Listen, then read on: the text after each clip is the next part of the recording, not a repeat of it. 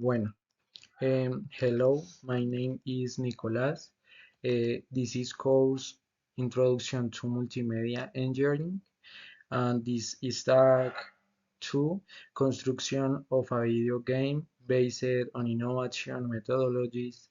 The project I selected is Learning to Add and Subtract with focus on teaching basic math skills to children between 5 and 7 years old. The main objective of this project is to help children understand addition and subtraction in a fun and interactive way through a video game. This project is based on the design thinking methodology.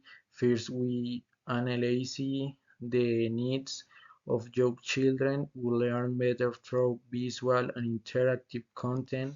Then we define the problem, which is the difficult children have when learning basic maths using traditional methods. After that, we generate ideas to create a simple and engaging video game where children can practice addition and subtraction. Next, we develop a prototype using Scratch, including colorful characters and AC changes. And finally, the game is tested to evaluate if children can learn while playing.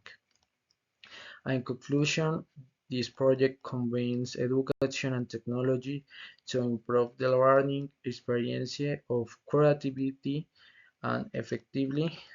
Thank you very much.